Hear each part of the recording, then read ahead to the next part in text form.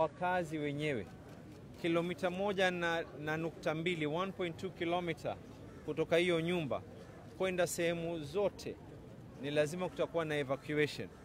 Kesho kuanzia saa 12 asubuhi mtu yoyote asikae katika nyumba yake, asiende katika msikiti ulioko karibu na sehemu hiyo, asiende katika skuli ambayo kwamba iko karibu na sehemu hiyo.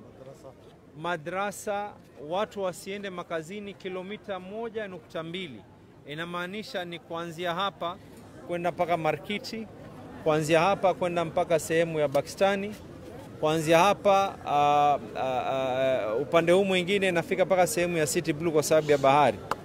Kile nitawaomba ni lazima tufanye mpango, watu wote will have to vacate. Hii haitodhuru nyumba yako, lakini ule mtikiso ambao kwamba utaka kuweko utasababisha athari ya masikio yako.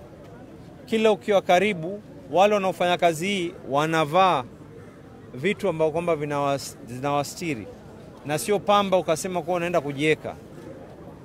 Pili, lile vumbi litakalotoka, haswa mtu mwenye mtoto, mtu mzima, litaanza kudhuru mapafu yenu. Tatu, kuna uwezekano, hii ni bomu, jumba hata likianguka kuna uwezekano chuma, mawe kuweza kuruka. Ikiruka kuna uwezekano wa kuweza kukupiga wewe kwa sababu ulikuwa pahali ambapo kwamba inafika. Hatutaki kupata athari zaidi. Tumefahamikiana, sio? So 1.2 kilometers, the chiefs, wazee wa mitaa, community health promoters wataanza kuzunguka door to door na kuambia watu wote ya kwa kuanzia saa 12 we want no one in the houses. Tafadhalini na warai na nawasihi watu wa Mombasa, hii ni kwa sababu yenu nyinyi, ili musiweze kuumia. Tunawasihi tena, kilomita 1.2 inamaanisha ni kutoka hapa mpaka sehemu ya Markiti. Huu mtaa wote ambao kwamba walioko hapa, watijara, mtaa wote kwenda chini, mtaa huu wa Floringi, Bondeni, hata Coast General tumetoa wagonjwa. Ukitaka kujua umuhimu wa hii, Coast General Hospital tumetoa wagonjwa. Wale wagonjwa walolazwa katika ICU pia leo wanatolewa, wanapelekwa katika ICUs nyingine.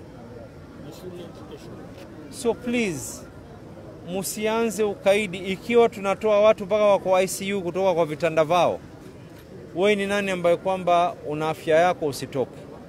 Don't run towards the blast. Tatizo jingine ni watu wetu wataanza kukimbia pali kuna sauti ndio tunajipeleka. Please do not do that. Tumeelewana mpaka hapo, eh? Tomorrow this whole area there'll be no school, there'll be no madrasa. Swala panapo majaliwa, swala itakayoswaliwa iwe ni swala ya alasiri, na hii ni kwa sababu ya watu wetu, usalama wao. Tumefahamikiana mpaka hapo, eh? Na sio lazima ukitoka uanze kubebana na ma-TV. Nyumba haitoumia.